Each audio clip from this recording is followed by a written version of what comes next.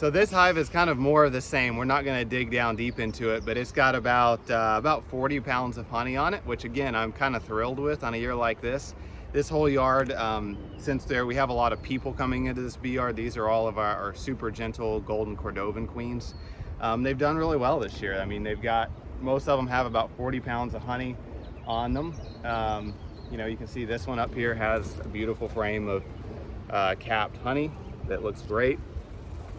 One thing we have to do, it's an absolute essential task that you always need to do if you're a beekeeper.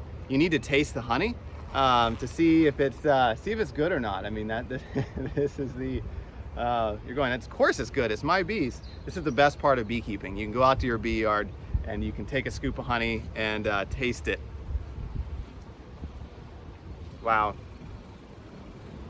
that is really good. I'm tasting a lot of scabiosa in it.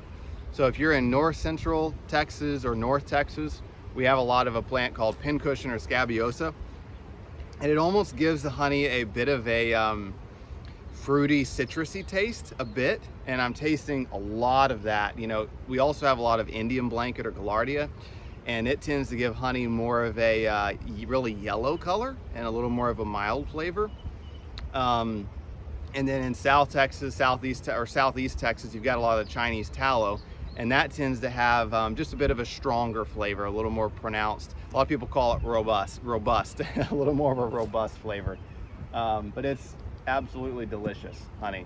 One quick thing I want to show you, after I harvest my honey on my hives, I don't really do it before I harvest, but after I harvest, just to keep the hive a little bit cooler, it's not a bad idea to give them some upper ventilation. And the way I usually do that is I just get a little stick, you know, a small stick, popsicle stick works well. And between my outer cover and inner cover, I just put a little gap in it like this. And it's just creating, you know, just really an airway, as long as your stick doesn't break. Come on, stick. As long as it just creates a very, very small little airway to give the bees a little bit of upper ventilation.